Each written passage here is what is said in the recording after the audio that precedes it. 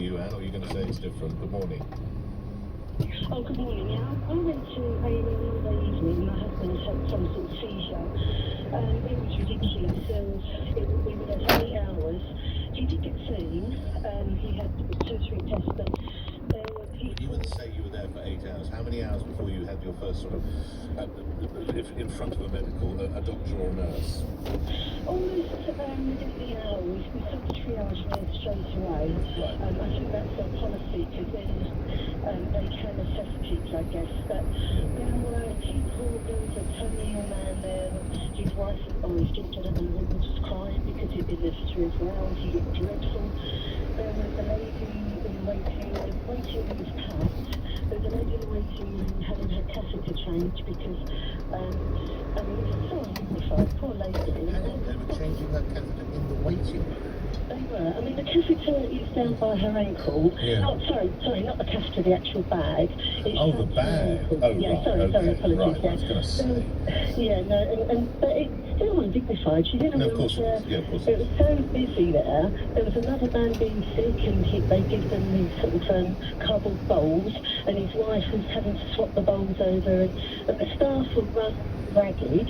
And in the end, we were there till from 3 o'clock in the afternoon to 11 o'clock. He did have an ECG, he had a blood test, but they did say to us that come back tomorrow at 8 o'clock in the morning because you won't get any more tests done tonight. Well, hang on. What, and just start queuing again, or go straight to the... No. We went at 8 o'clock in the morning to have the blood test. Oh, right, okay. Because it's not as busy at that time in the morning. There was a real difference between when we first arrived at 3 o'clock in the afternoon and 6 o'clock. The first 3 hours, he was seen 5 times for 5 different tests. Right. Then we had to come back for another blood test, which you have to wait another 4 hours for, and then it was just bedlam. They were trying to get, there were so many people in the waiting room, they were trying to get beds passed with people on them. It looked like something out of a third world country thing that I've seen on television before. How is it to be made better? I've got no idea. I'm sorry, I've got no idea. It's just not working. When you actually got to the NHS staff, how were they? When you got to the doctors or the nurses, how were they? They were fantastic. Yes. They were fantastic. But they were. One doctor that was there, we saw her, I think, about 5 o'clock, and she was still there. I don't know what their shifts are. She was still there about 11 when we left. She looked exhausted, but she was lovely. I couldn't fault the doctors and nurses, but they were running around like headless chickens, and some man next to us was in a wheelchair, and I think it was his wife, said, he should have had his insulin at 5 o'clock. Yeah. By the district nurse. It was now 8 o'clock, but she couldn't even stop somebody to ask somebody because they were just quickly in and out, taking the next person in, and there were people sitting on beds and trolleys everywhere. It was just... Is your husband all right? How is he? Yeah. Luckily, to be honest, he wasn't in pain. Right. So he just had some sort of seizure, and they've kept him in. They're monitoring his heart. Oh, okay. All right. Wish him. I'm so sorry. Please wish him. Give him my best wishes. I must move on to get other calls, but I hope he's well and you get him home soon. Thank you, Anne. Not a million miles away from Bromley. We'll go to Addleston and Abdul, your most recent experience. Good morning. Morning. To be honest, my thoughts are it's outstanding. The service I received is outstanding. Within 2 months, I was diagnosed with a cancer, colon cancer, due to the due diligence of my GP. To be honest, within the 2 months, I had 1-day operation, and then followed by another operation. I stayed for about 4 or 5 hours in the theater. I spent 8 nights in St. Peter's Hospital. Amazing. These guys are amazing, to be honest. They are angels on earth. Right. The coordination between my consultants, because there were a group of consultants, they discussed what is the best solution, because it was different 2 types of operations. Okay. The coordination and the collaboration between them is amazing. The way they book my tests, my x-rays, my everything. They took care of everything. That's the sort of reaction you want to hear. Abdul, good luck to you with your health. Thank you for that. Let's move to other stories. We will return to this, but of course it's important to realise that we give you as many stories as we can in the breakfast show. And have you had enough of an LTN, a low traffic neighbourhood, which is very possible, where they suddenly decide to put enormous plant pots or whatever it might be? How far would you go?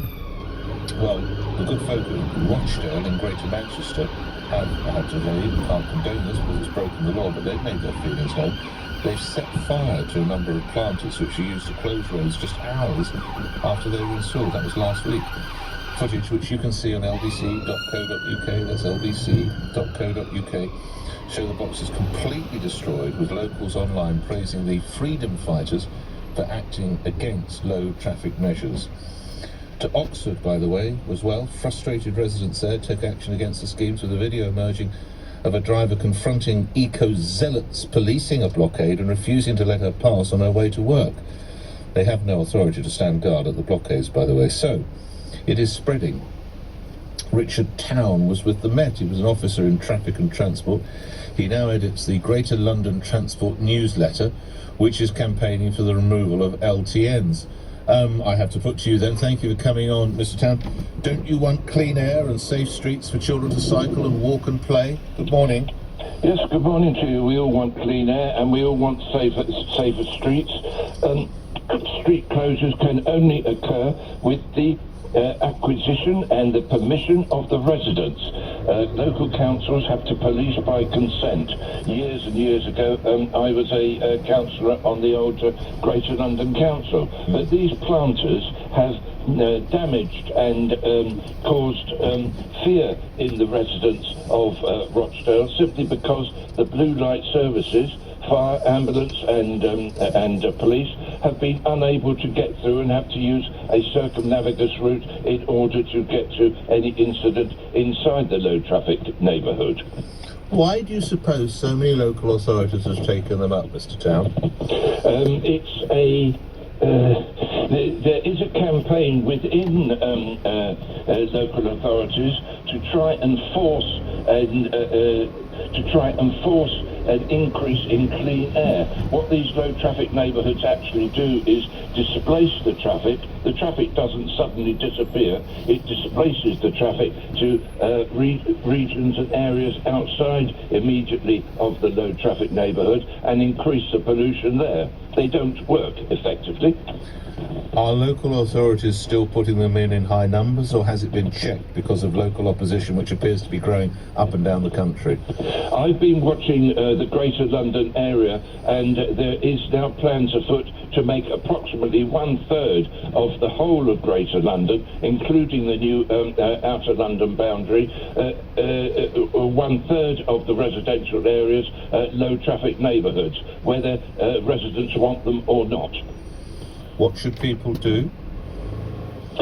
Protest peacefully. I don't advocate and wouldn't advocate the burning of planters, but moving them to one side does actually happen. The low traffic neighbourhood that you might be familiar with is in Lee Green. Another one is in Southwark, where protesters there that have put protest signs outside their houses in their front gardens have been threatened by Southwark Council with a £2,500 fine for advertising.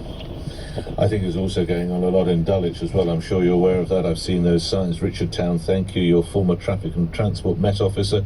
You edit the Greater London Transport newsletter. Terry in Southgate on this subject.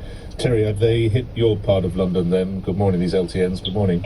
No, but I'm a tradesman, but I do a lot of emergency calls and stuff in and around London. What do you do? What are you an emergency? I'm a locksmith. Oh, right, okay, yeah. Sorry? Pretty crucial work at times. Well, I mean, the thing is, I've received, in the last few months, I've received 2 of these fines now. London, I think it was Hammersmith and Fulham.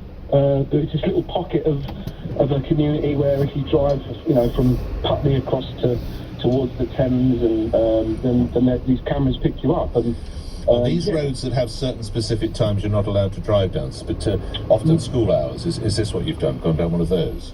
No. It's literally like near Parsons Green. There's a little pocket there where you can enter it, but you have to exit it via the same road, and in that way they believe it's a clean air. But what people are doing is driving you know, 4 times the distance they normally would, going around the houses.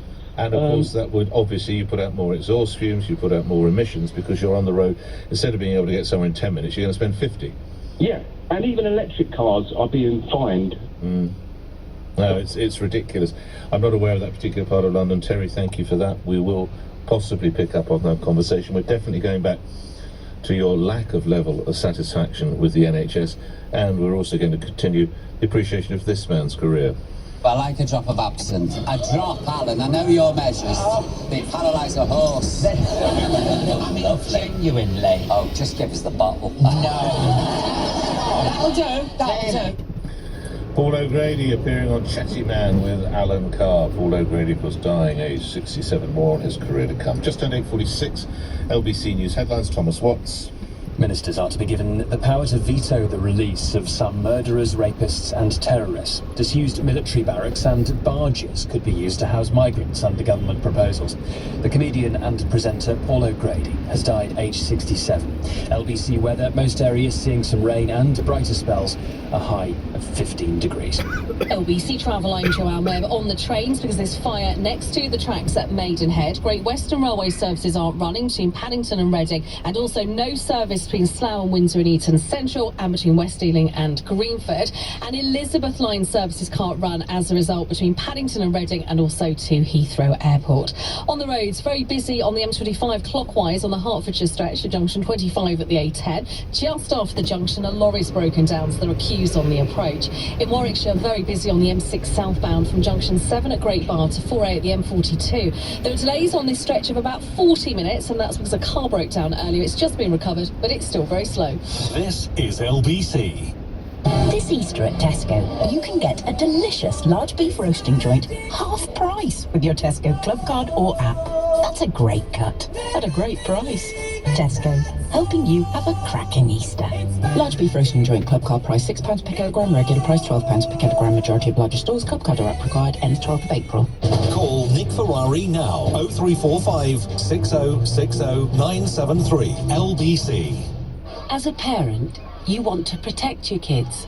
You know you can't keep them wrapped up in cotton wool forever, but there are some things that you can do, like keeping their vaccinations up to date. Some childhood diseases are on the rise again, like measles and whooping cough, and they can cause severe illness. Childhood vaccinations can help prevent them. So, are your child's vaccinations up to date? To find out more, search online for NHS vaccinations. Waitrose has everything you need for the perfect Easter weekend, such as the award-winning Waitrose & Partners #1 Blonde Egg, made with fouilletine and fleur de sel, the award-winning Caramel Ribbon Egg with salted caramel pieces, and the award-winning Waitrose & Partners #1 Luxury Hot Cross Buns with Earl Grey infused sultanas. Oh, and there's a third off our whole-legged British lamb, so your wallet wins as well.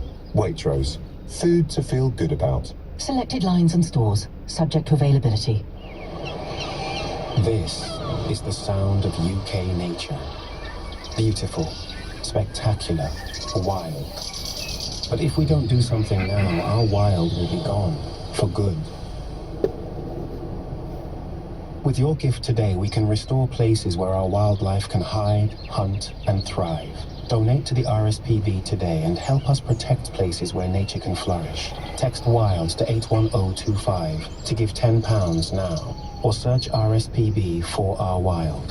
That's WILD to 81025 to give £10 today. Together, we can save our wild. In a crisis, service matters. You need an energy supplier you can trust. Which surveyed more than 10,000 energy customers. They independently reviewed the performance of every major supplier. Their in-depth assessment covered customer service, support for those in need, and how well companies dealt with complaints. Only one measured up. Octopus Energy is the only Which recommended energy supplier. Octopus Energy, recommended by Which 6 years running. It could be that same numbers every week type. It could be leaving it to fate with a lucky tip. It could be you. Don't miss tonight's Lotto double rollover. Play on app. Lotto from the National Lottery. Account terms, rules and procedures apply. Players must be 18 or over. When I joined Intuit QuickBooks, their one-to-one product onboarding session meant I could start managing my plumbing business online right away. So I only break a sweat in my hot tub. What bubbles. Get peace of mind. Get QuickBooks. Buy now and get up to 90% off for 6 months. Free trial not available, exclusions apply. An IVA from CreditFix could write off up to 81% of your unsecured debt. Text debt to 66777. Terms apply. May not be suitable for all. Can affect credit rating. Free advice, moneyhelper.org.uk. Nick Ferrari at breakfast on LBC. Call 0345 6060 973. 10 to 9, we might return to our conversation about the NHS, but let's go to other matters and hear from the Justice Secretary, who's introducing a ministerial block on releasing murderers, terrorists and rapists. Dominic Raab, who's also Deputy Prime Minister, will fight criminals who, it says here, launch spurious legal claims to try to get out of time behind bars. Dominic Raab, Deputy Prime Minister, Justice Secretary, joins me now to explain more. Can you define, what is, in your view, a spurious legal claim then, Deputy Prime Minister? Good morning. Good morning, Nick. Well, look, in relation to the ministerial veto, by the way, it includes the high list of the top risk cohort you described, but also those who unlawfully kill a child. We're just being very clear that in relation to those cases, there ought to be a ministerial check in the interest of public protection to make sure we're doing everything we can to keep the public safe. And I'm very confident that the measures we're taking are robust, they're lawful, and that we can see off any unmeritorious claims that might arise. It says here in one newspaper, The Sun, you want to take parole board decision-making, quotes, in a different direction, close quotes, putting public protection at the heart of new legislation. Can you expand on that a little bit, Deputy Prime Minister? Yes, of course. So I think there's been a drift away from its original moorings from the statutory test on public protection, which the Parole Board manages. In effect, it ought to be exclusively focused on public protection, particularly for the most serious cases, not engaged, in my view, in a balancing act with the interests of offenders or rehabilitation or proportionality. I want to get it back, so we're going to change the criteria and be more prescriptive. Public protection is the exclusive focus. Secondly, when it comes to the Parole Board panels, I was surprised to learn that in fewer than 1 in 20 cases, they are manned by those with any law enforcement experience at all. So we've got quite a lot of social scientists, psychiatrists, psychologists on there, judicial members, and that's right. But I do also think there ought to be a grittier, more grizzled law enforcement and membership of those Parole Board panels. And then finally, for the top tier cohort of the most serious risk of serious further offenders, the murderers, the rapists, the terrorist offenders and the child killers, I think on a precautionary basis there ought to be a ministerial check so that Secretary of State can block release. I think that's right for the interests of public protection. I think it's right for reinforcing public confidence in the system. So the relevant Secretary of State could actually trump a Parole Board decision, just to clarify, Secretary of State. Yes, and I think if you look at some of the earlier cases, I don't want to make it too focused on individuals, but if you look at Warboys, the John Warboys case, if you look at the case of Colin Pitchfork... Just to remind my listeners, known as the Black Cab rapist, and Colin Pitchfork, of course, was found guilty of the murder of 2 teenage girls in Leicester. On you go, just to inform, I know you know, yes, but just to inform my listeners, Deputy Prime Minister. No, you're quite right. I think in those kinds of cases, people want to know we're doing everything we can to put the threat to them front and centre, everything we do. We talk about the precautionary approach in relation to other kinds of danger where there's very severe consequences, even if the risk is hard to quantify, for example, the environment. I'm taking that approach to what I think most people would think is the right when someone has already committed a very heinous crime. You referenced Colin Pitchfork. You're probably aware, Secretary of State, he's due to have his parole hearing next month, but it's going to be heard in private as opposed to public. Why? Well, that's the decision for the Parole Board. I've introduced measures to increase the transparency, but ultimately... Do you agree with it? Well, I think once we've got the rules in place, I need to respect it. But we have increased the transparency. The truth is the Parole Board will look at the interests of the victims, the public, but also a risk to an offender. I don't think we want to be encouraging vigilantism or anything like that. I'm not doing that. I'm not suggesting vigilantism. No, I know you're not. I'm really saying that the sort of the antiseptic light of journalism or public hearings is probably a positive benefit. I agree with that, and I think there's a presumption now that that should happen, but there needs to be, you need to look at all the circumstances of the case. I've introduced much more transparency on everything from parole board proceedings to the family courts, and we'll keep doing it in that direction. But ultimately, the parole board will decide in individual cases. How close are you to stopping Levi Belfield enjoying a wedding ceremony behind bars? Well, look, I never like to make these issues too personalised, but I do think in general terms, where you've got a serial killer or someone else who's been convicted and sentenced to what's called a whole life order, they're never getting out of prison. We need to make sure that confidence in the justice system, and as a matter of safeguarding, those kinds of very dangerous criminals cannot marry. And in this kind of case, I think there is an issue around confidence in the justice system writ large, but I think there's also a safeguarding issue around the kinds of individual that approach these serious criminals.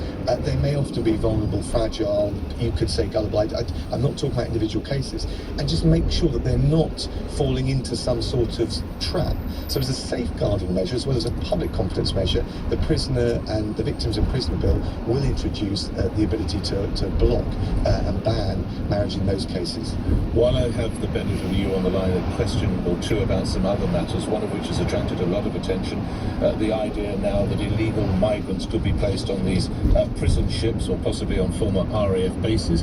Coming back to the idea of these barges, or whatever we call them, how many boats or barges do we have available? Well, the first point is that we've got to crush the criminal gangs preying on human misery and lining their pockets on illegal immigration and the small boats trade in particular. We've got to end the perception and the reality of people thinking that at the end of that journey they can be housed in hotels at the cost to the taxpayer and your listeners are £6 million per day. There are... Come on.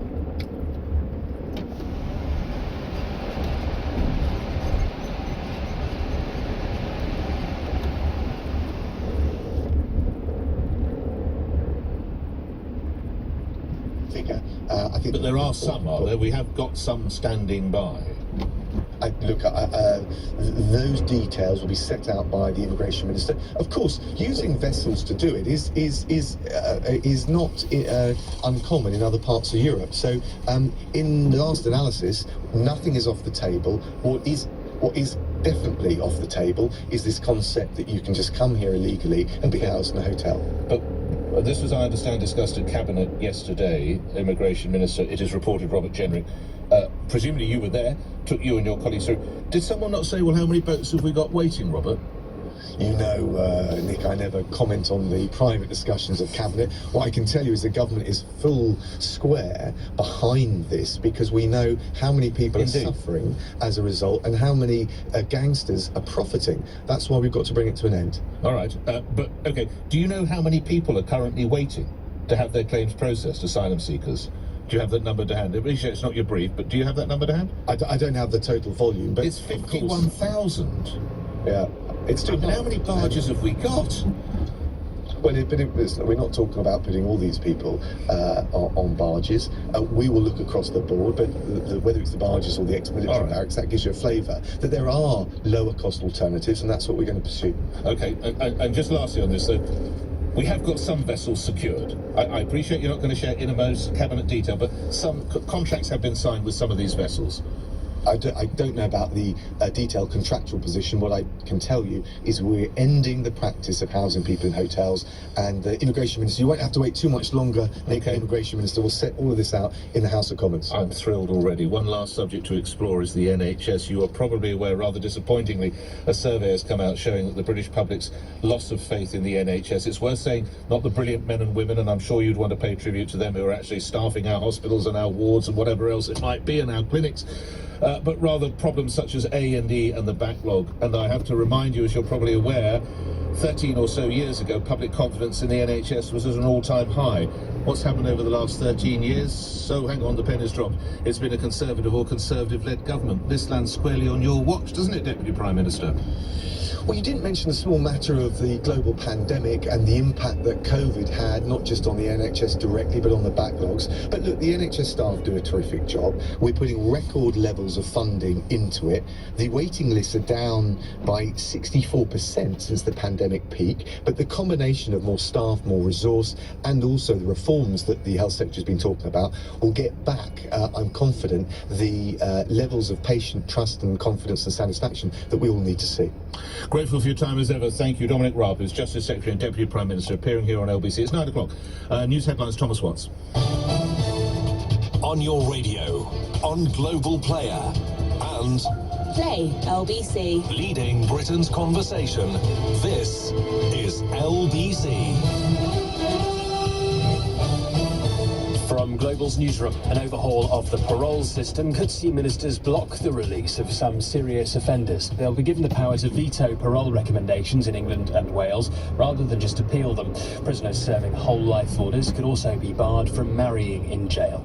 Justice Secretary Dominic Raab has told Nick the measures are focused on giving victims greater rights. In relation to those cases, there ought to be a ministerial check in the interest of public protection to make sure we're doing everything we can to keep the public safe. And I'm very confident that the measures we're taking are robust, they're lawful, and that we can see off any unmeritorious claims that might arise. Around 3,000 asylum seekers are expected to be moved from hotels to disused barracks at RAF stations. The government is trying to reduce its accommodation bill for people awaiting decisions from the Home Office. There are also reports that barges and ferries could be used to house people who arrive in the UK by crossing the English Channel. It's claimed public satisfaction with the NHS has dropped to its lowest level on record. Respondents to the British Social Attitude Survey say they're struggling to access services and believe there are not enough staff. Only 29% said they were happy with how the service runs. Comedians and broadcasters have been paying tribute to Paul O'Grady following his death aged 67. He became well known for playing the drag queen Lily Savage and going on to present a range of programmes. A statement from his husband says he died unexpectedly but peacefully last night. Human rights campaigner Peter Tatchell has told LBC News that O'Grady was always down to earth. For me, he was a great champion of both animal rights and LGBT plus equality. I was involved in many, many campaigns over the years, so a really good humanitarian. Next has reported a jump in profits and says price rises are slowing. The fashion retailer saw pre-tax earnings rise by nearly 6% to £870 million in the year to January. In the city a short time ago, the FTSE 100 was trading up 19 points at 75.03. The pound buys $1.23 and a euro 13. LBC weather, most areas seeing some rain, heaviest in the west, but bright spells and feeling mild, a high of 15 Celsius. From Global's newsroom for LBC, I'm Thomas Watts.